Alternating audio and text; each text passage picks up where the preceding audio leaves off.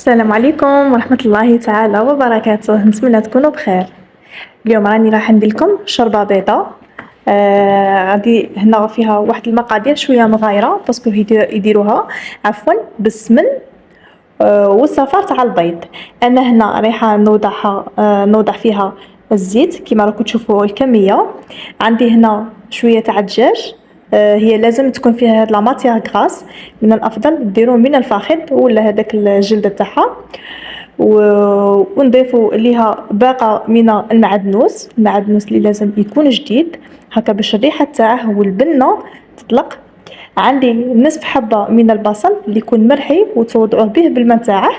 بلا ما ننسوا لي زيبيس نستعملوا فيها الحرور، سكنجبير، الملح، شويه من القرفه غبره والعود.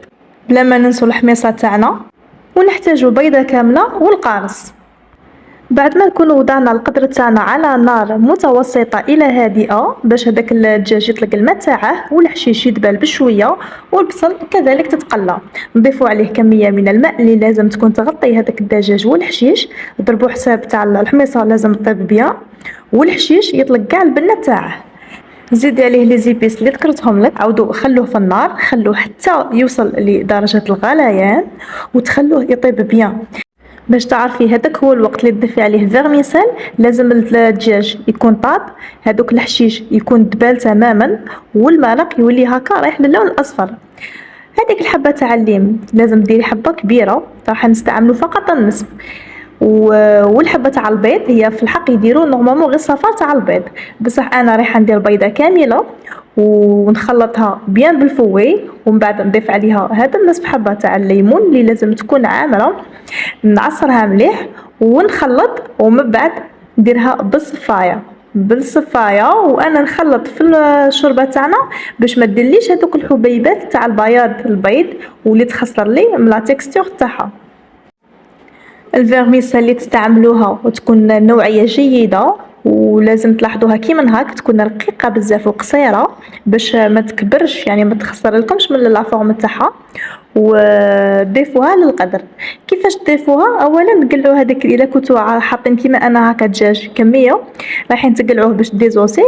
قلعي هذاك الحشيش، حاولي انك تصفيها من الحشيش وتوضعي فيها هذيك الفيرميسيل وخليها في النار حتى لي طيب.